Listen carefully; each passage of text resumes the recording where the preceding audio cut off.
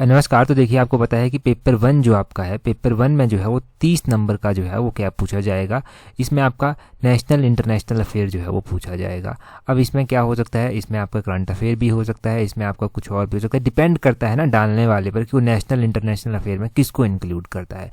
ठीक है, तो आपको हर एक एंगल को लेकर चलना पड़ेगा। तो हमने नेशनल इंटरनेशनल अफेयर के लिए ये पेपर 1 अभ्यास सीरीज जो है वो बहुत पहले से चला रखी और ये इसका पार्ट नंबर 25 है। 24 पार्ट इससे पहले डिस्कस हो चुके हैं। अगर तैयारी को बहुत ही अच्छे से शेप देनी है तो उन पार्ट्स को आप देख सकते हैं, उनकी प्लेलिस्ट अलग से बनी हुई है, प्लेलिस्ट में वो सारे आपको मिल जाएंगे। और अभी जो हम क्वेश्चन डिस्कस कर रहे हैं ना, ये सितंबर महीने के इंपॉर्टेंट क्वेश्चन हैं। सितंबर महीने का एक पार्ट डिस्कस हो चुका है पार्ट 24 में, ये दूसरा पार्ट है सितंबर महीने का पार्ट 25 में। ठीक है जी, चलिए पहला क्वेश्चन देखते हैं हमारे पास क्या पूछा गया है। बोलते हैं recently operation Muskan was seen in a news, it was implemented in which city. तो बोलते हैं कि हाल ही में खबरों में देखा गया ऑपरेशन मुस्कान। तो ऑपरेशन मुस्कान बोलते हैं कि किस सिटी में जो है वो इम्प्लीमेंट किया गया। तो ये ऑपरेशन मुस्कान जो है वो मिनिस्ट्री कौन सी सिटी में जो है वो किया गया इम्प्लीमेंट, मुंबई में किया गया। ऑप्शन बी जो है वो सही आंसर। क्या है ये ऑपरेशन मुस्कान, यहाँ से थोड़ा सा पता चल जाएगा ऑपरेशन मुस्कान के बारे में। मुस्कान ऑपरेशन जो है ये लॉन्च किया गया है मुंबई पुलिस के द्वारा और इसमें क्या होगा, इन्वेस्टिगेट की जाएगी इस सिटी को और सर्च होगा या फिर ट्रेस करना होगा जो मिसिंग एब्यूज्ड चिल्ड्रन होते हैं उनके लिए। ठीक है, उनके लिए एक तरह से आप कह लीजिए सर्च और ट्रेसिंग अभियान जो है वो चलाया जाएगा। उसमें उसके लिए जो है वो ऑपरेशन मुस्कान इसको नाम दिया गया है।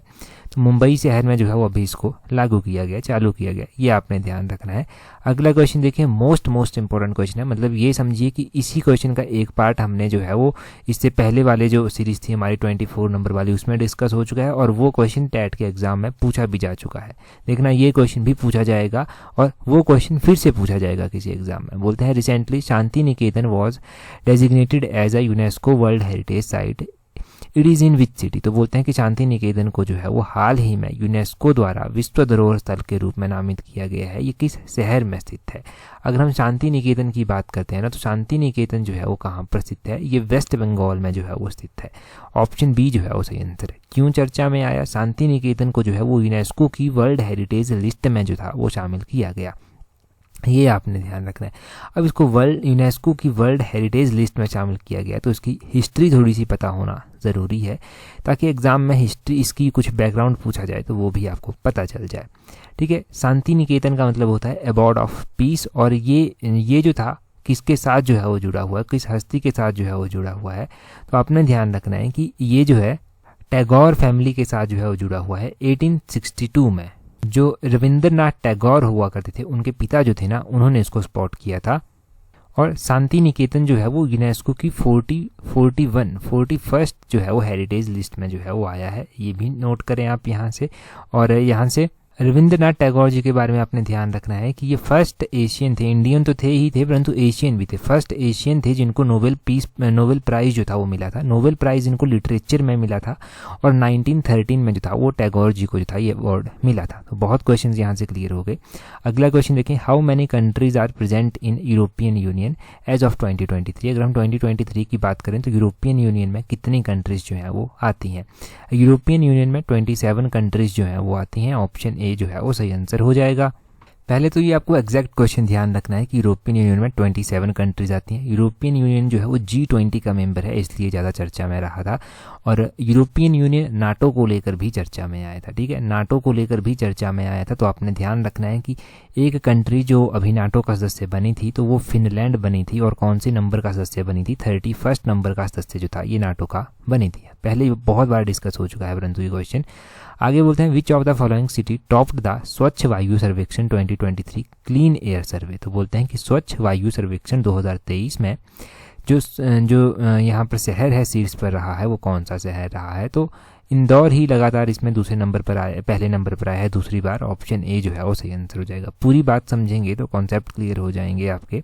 देखो यहाँ पर यूनियन एनवायरनमेंट फॉरेस्ट और क्लाइमेट चेंज मिनिस्टर जो है हमारे भूपेंद्र यादव, इनका नाम ध्यान रखना है। इनके द्वारा जो था ये स्वच्छ वायु सर्वेक्षण 2023 जिसको क्लीन एयर सर्वे कहा गया, इसके रिजल्ट जो था वो बताए गए। इंदौर जो मध्य प्रदेश का है उसने टॉप इनके पहला स्थान जो है वो मिलियन प्लस जो पॉपुलेशन सिटीज़ है ना वहाँ पर इसने हासिल किया है। दूसरे नंबर पर जो है वो उत्तर प्रदेश का जो आगरा है ना, आगरा जो है वो दूसरे नंबर पर आया है और आगरा को जो है वो महाराष्ट्र के थाने ने जो है वो फॉलो किया है। तो पहले नंबर पर इंदौर, दूसरे नंबर पर आगरा, तीसरे नंबर पर थाने।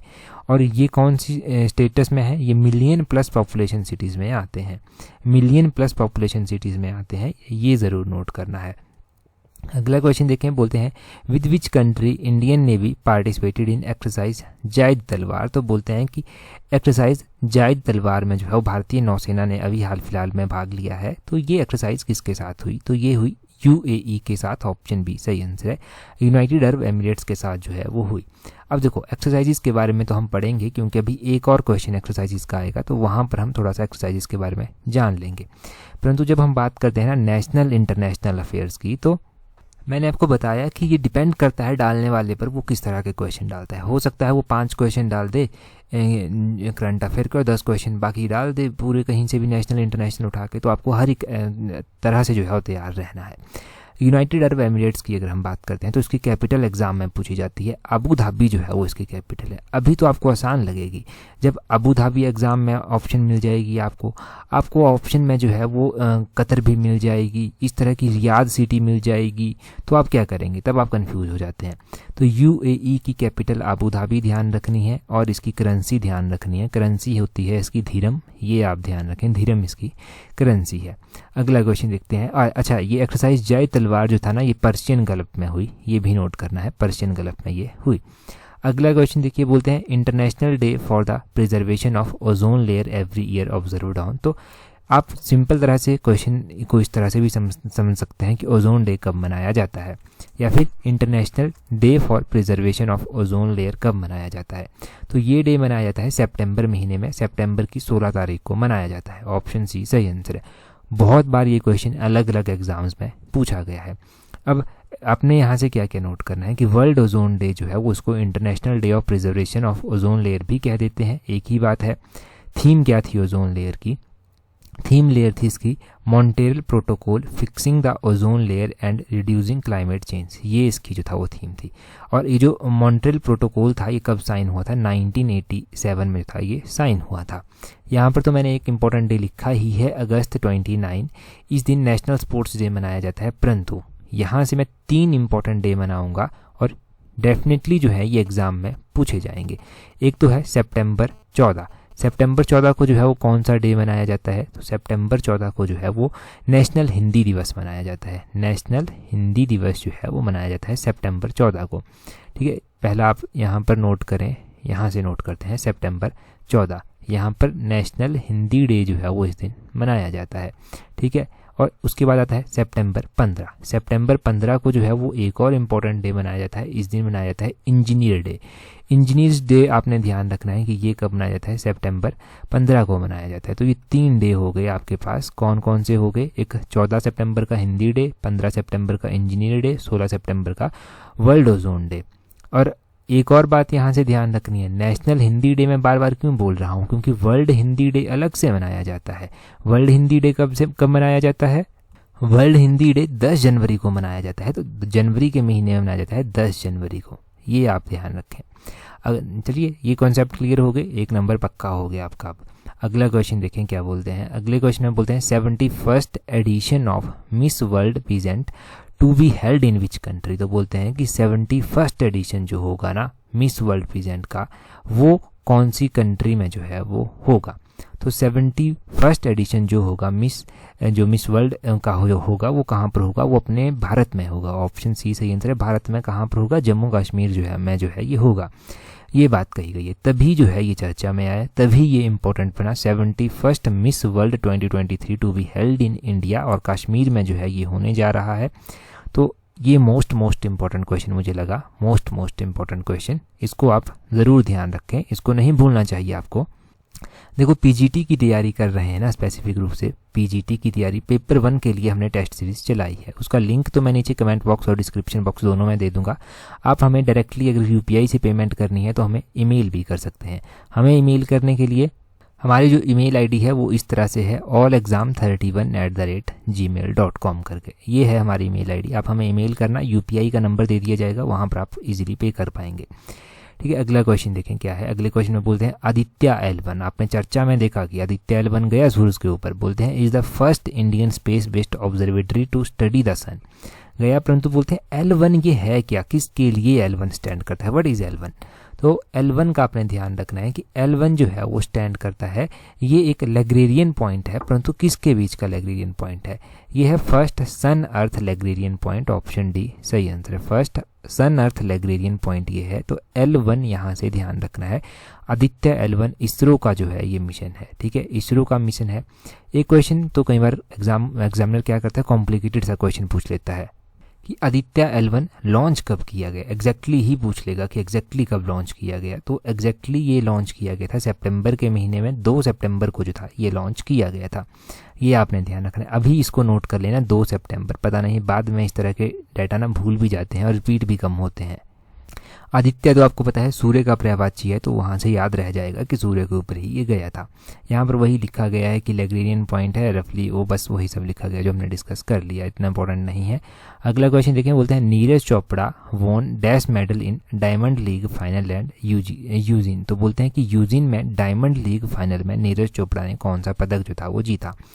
अब डायमंड लीग जो हुई ना, तो नीरज चोपड़ा कब चर्चा में आए, आपको पता है भाला फेंकते हैं, ये जेवलिन थ्रो करते हैं, तो उसके बाद जब ये ओलंपिक गेम्स में इन्होंने गोल्ड मेडल जीता ना, तब ये चर्चा में आए। ठीक है, तो अब यहाँ से 2 चीज़ें क्लियर होंगी। यहाँ पर इन्होंने सिल्वर मेडल जो है वो जीता है, ऑप्शन बी सही आंसर है, सिल्वर मेडल जीता है।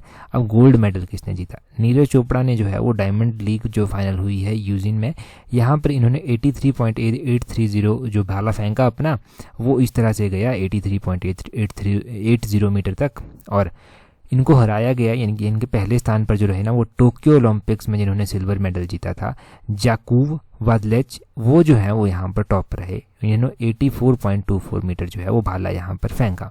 ध्यान रखना है कि ओलंपिक्स में इन्होंने जिनको हराया था ना, उन्होंने जो है वो इनको यहाँ पर हराया। तो यहाँ से देखो एक चीज़ सीखने को मिलती है कि ज़रूरी नहीं कि जो लास्ट टाइम का टॉपर था ना वो इस बार भी टॉपर ही रहे। ठीक है, अगर आपने ज़्यादा मेहनत की होगी ना तो डेफिनेटली आप लिस्ट में ऊपर आएंगे और सबसे ऊपर आएंगे, आपको कोई रोक ही नहीं सकता। इसको ना एक पॉजिटिव वे में लें, ताकि सभी मेहनत कर रहे हैं यहाँ पर, परंतु बस एक एग्जाम्पल सेट करने की बात है कि सफलता मिल जाती है, हार नहीं माननी चाहिए। अगला क्वेश्चन देखिए हमारे पास क्या पूछा गया है। नेक्स्ट क्वेश्चन में बोलते हैं what is the objective of PM Vishwakarma scheme. तो पीएम विश्वकर्मा योजना जो था वो लॉन्च की गई, इसका क्या उद्देश्य है, इसका उद्देश्य क्या है जी। पीएम विश्वकर्मा योजना का उद्देश्य है कि सहायता की जाए, सपोर्ट किया जाए आर्टिशियन जो हैं और क्राफ्ट्स पीपल जो हैं वो उनको, ऑप्शन सी सही आंसर है। थोड़ा सा डिटेल्स में बताऊंगा ना तो कॉन्सेप्ट क्लियर हो जाएंगे।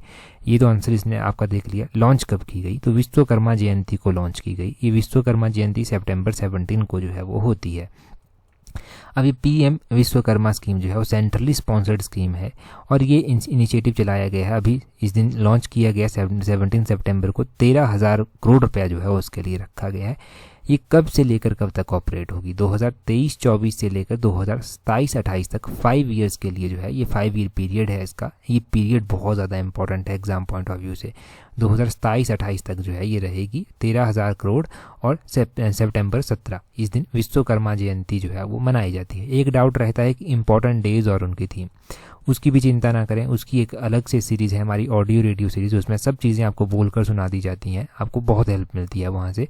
अभी आपको उसका एडिशन देखने को मिल जाएगा। बोलते हैं which of the following has been recently admitted as the permanent member of G20। G20 बहुत ही ज़्यादा चर्चा में रहा क्योंकि इंडिया के पास इसकी प्रेसिडेंटशिप थी। अब बोलते हैं कि नया सदस्य जो है वो G20 का बना है, तो नया सदस्य बनाया गया है अफ्रीकन यूनियन को। ऑप्शन बी जो है वो सही आंसर हो जाएगा। अफ्रीकन यूनियन जो है वो G20 का नया सदस्य जो है वो बना है। हम अफ्रीकन यूनियन के बारे में जानेंगे क्योंकि नेशनल इंटरनेशनल अफेयर्स में यहाँ से एक्सपेक्टेड क्वेश्चन है कि बन सकता है और भी एग्जाम में भी तो बन सकता है। देखो, अफ्रीकन यूनियन होने से पहले अफ्रीकन यूनिटी होती थी और अफ्रीकन यूनिटी को रिप्लेस कर लिया गया अफ्रीकन यूनियन के द्वारा वर्ष 2002 में। अब 2002 में इसको रिप्लेस कर लिया गया। आपने क्या ध्यान रखना है कि इसमें जो है कितने मेंबर कंट्रीज जो हैं वो आती हैं, तो इसमें जो है वो 55 डिफरेंट नेशन जो हैं वो आते हैं, ये आपने ध्यान रखना है। 55 डिफरेंट नेशन आते हैं। आपने यूरोपियन यूनियन का जाना था ना ऊपर, तो यहाँ पर आप अफ्रीकन यूनियन का भी नोट करें यूरोपियन यूनियन के साथ ही, ठीक है, क्योंकि यूरोपियन यूनियन भी G20 का मेंबर है। यूरोपियन यूनियन G20 का मेंबर है, अफ्रीकन यूनियन भी अब G20 का मेंबर जो है वो बन गया है। तो पता चल गया ना आपको दोनों के बारे में, दोनों के मेंबर पता चल गए, यहाँ से पक्का क्वेश्चन बन सकता है। आगे बोलते हैं which of the following is bilateral exercise between India and France. मैंने कहा था कि एक्सरसाइज बाद में रिवाइज करेंगे, वो बात अभी आ गया है। तो इंडिया और फ्रांस के बीच में इनमें से वरुणा एक्सरसाइज जो है वो हुई। अब देखो वरुण एक्सरसाइज जो है ना, वरुण एक्सरसाइज इंडिया और फ्रेंच नेवी के बीच में हुई। पहले तो आप यहाँ से ये नोट करें कि फेज़ 2 जो था वो इसका था, 21st एडिशन थी, और ये जो था इंडिया और फ्रेंच नेवी के बीच में अरबियन सी में जो है वो हुई। ठीक है, इतना आपने नोट कर लिया। अब यहाँ पर और भी एक्सरसाइजेज दी गई हैं। आप कहेंगे कि वरुण के अलावा गरुड़ भी जो है वो कौन इंडिया और फ्रांस ही करता है, तो आपने गरुड़ क्यों नहीं टिक किया। बिल्कुल सही बात है कि इंडिया और फ्रांस के बीच में जो है वो वरुण एक्सरसाइज भी होती है, गरुड़ एक्सरसाइज भी होती है। गरुड़ एक्सरसाइज जो है ना ये इंडिया और फ्रांस की एयरफोर्स के बीच में होती है, और वरुण एक्सरसाइज जो होती है ना वो इनकी नेवी के बीच में होती है। ये आपने ध्यान रखनी है पहली बात। और दूसरी बात आपने ध्यान रखनी है कि यहाँ पर गरुड़ शक्ति लिखा गया है, तो गरुड़ शक्ति जो है वो इंडिया और इंडोनेशिया की आर्मी के बीच में जो है वो होती है। गरुड़ शक्ति किसके बीच में होती है, इंडिया और इंडोनेशिया की आर्मी के बीच में होती है। क्या क्या पता चला आपको यहाँ से, आपको एक बात पता चली यहाँ से कि गरुड़ शक्ति जो है वो इंडिया और इंडोनेशिया की आर्मी के बीच में होती है। गरुड़ एक्सरसाइज जो है वो इंडिया और फ्रांस के बीच में होती है, इंडिया और फ्रांस की आर्मी की एयरफोर्स के बीच में होती है। और वरुण एक्सरसाइज जो है वो इंडिया और फ्रांस की नेवी के बीच में होती है। एक शक्ति एक्सरसाइज भी होती है, ठीक है, शक्ति एक्सरसाइज भी होती है। शक्ति एक्सरसाइज जो है ये इंडिया और फ्रांस की आर्मी के बीच में होती है। ये भी नोट करें, इंडिया और फ्रांस की आर्मी के बीच में होती है। तो कितनी एक्सरसाइज पता चली आपको यहाँ से, वो तो नोट करनी ही करनी है। इंडिया और नेपाल के बीच में भी क्या कोई एक्सरसाइज होती है, तो इंडिया और नेपाल के बीच में जो है वो सूर्य किरण एक्सरसाइज होती है, जो कि यहाँ पर ऑप्शन में दी गई है। तो सूर्य किरण भी आपने ध्यान में रखनी है। एक और एक्सरसाइज है इंद्र एक्सरसाइज करके। तो ये इंद्र एक्सरसाइज जो है वो किस किस के बीच में होती है, ये इंडिया और रशिया के बीच में जो है वो होती है। तो इंडिया रशिया की ये एक्सरसाइज भी नोट करनी है। होपफुली कि आपने सारी की सारी नोट की होंगी और अब ये नहीं भूलने वाली। अगर आपने नोट कर भी रखी हैं तो आपका रिवीजन अच्छे से हो गया होगा भी। चलिए जी अगला क्वेश्चन देखते हैं हमारे पास क्या पूछा गया है नेक्स्ट क्वेश्चन में हमसे पूछा गया है विच यूनाइटेड स्टेट्स सिटी डिक्लेयर सितंबर 3 एज सनातन धर्म दिवस। तो बोलते हैं कि संयुक्त राज्य अमेरिका का कौन सा शहर है जिसने 3 सितंबर को सनातन धर्म दिवस के रूप में घोषित किया है। संयुक्त राष्ट्र का एक ऐसा शहर है जिसने 3 सितंबर को जो है वो सनातन धर्म दिवस जो है वो मनाने की घोषणा जो है वो की है। तो ये कौन सा शहर है यहाँ का, तो ये यूनाइटेड नेशन का लुइसविले करके शहर है। एक ऑप्शन ए जो है वो सही आंसर है। प्रोनाउंसिएशन अपने हिसाब से देखना ना, लुइसविले जो है वो इसका नाम मैं कह रहा हूँ। ये यूएस की एक सिटी है और सितंबर 3 को इन्होंने जो है वो सनातन धर्म करके जो है वो सनातन धर्म दिवस करके जो है वो घोषित किया है। आपको पता है कि इंडिया जो है वो सनातन धर्म को लेकर यहाँ पर बहुत ज़्यादा बातें जो है वो होती हैं। तो सनातन धर्म दिवस अगर किसी और कंट्री में मनाया जाए तो बहुत इंपॉर्टेंट क्वेश्चन जो है वो बन जाता है। ये स्पेसिफिक रूप से जो है यूएस की एक सिटी है, तो इसलिए ये इम्पॉर्टेंट है जी आपके लिए। अगला क्वेश्चन देखते हैं हमारे पास क्या दिया गया है। बस यहाँ पर वही लिखी गई है एक्सप्लेनेशन। इसकी पीडीएफ भी तो हम प्रोवाइड करवाएंगे आपको। पीडीएफ आपको टेलीग्राम चैनल पर मिल जाएगी। टेलीग्राम पर आपको पता है कैसे ज्वाइन करना है, @allexam31 करके अपने टेलीग्राम से सर्च करना है, वहाँ पर पीडीएफ आपको मिल जाएगी। अगला क्वेश्चन देखें। अगला क्वेश्चन बोलते हैं India has defeated which country in अंडर-16 SAFF चैम्पियनशिप। तो बोलते हैं कि भारत ने अंडर-16 SAFF सेफ चैम्पियनशिप में किस देश को जो है वो हराया है। तो इंडिया ने यहाँ पर किसको हराया है, इंडिया ने यहाँ पर बांग्लादेश को जो है वो हराया है। इंडिया ने बांग्लादेश को जो है वो सेफ चैम्पियनशिप में जो है वो हराया है। अब यहाँ से हम ना कुछ इंपॉर्टेंट पॉइंट्स नोट करेंगे। पहले तो यहाँ से हम एक बात ये जानेंगे कि ये सेफ चैम्पियनशिप है क्या। सेफ चैम्पियनशिप जो है ना ये फुटबॉल से जुड़ी हुई चैम्पियनशिप है और इसका पूरा नाम जो है वो क्या आता है वो भी तो पता होना चाहिए। सेफ चैम्पियनशिप का पूरा नाम क्या होता है। तो इसका पूरा नाम होता है साउथ एशियन फुटबॉल फेडरेशन, ये इसका पूरा नाम होता है। इंडिया ने जो है वो यहाँ पर किसको हराया है, बांग्लादेश को जो है वो हराया है, तो इसलिए जो है वो इंडिया यहाँ पर विनर बन गया। अब ये भी पता होना चाहिए। बात की जा रही है ये अंडर 16 की, ये भी नोट करना, अंडर 16 की बात की जा रही है, ऐसे कंफ्यूज ना हो जाए एग्जाम में कुछ और पूछा हो और आप कुछ और सोच लें। अंडर 16 है, सैफ चैंपियनशिप है, बांग्लादेश को हराया है, पूरी बात आप समझ गए होंगे। अगला क्वेश्चन देखिए हमारे पास क्या पूछा गया है। बोलते हैं recently who has won the title of Miss Earth India 2023। तो बोलते हैं कि हाल फिलहाल में किसके द्वारा जो है वो मिस अर्थ इंडिया 2023 का खिताब जो है वो जीता गया है। मिस अर्थ 2023 का खिताब जो है वो किसके द्वारा जीता गया है, ये जीता गया है प्रियान सेन के द्वारा। प्रियान सेन के द्वारा जो है ये अवार्ड जीता गया है, मिस अर्थ इंडिया 2023 का खिताब। और यहाँ पर पहले तो आपका एक और डाउट जो है वो क्लियर हो जाएगा। डाउट ये आपका क्लियर होगा कि नंदिनी गुप्ता जो है, इनको जो है वो फेमिना मिस इंडिया वर्ल्ड 2023 का जो है वो इन्होंने खिताब जीता है। तो नंदिनी गुप्ता का नाम भी आपने ध्यान रखना है, प्रियान सेन का नाम ध्यान रखना है।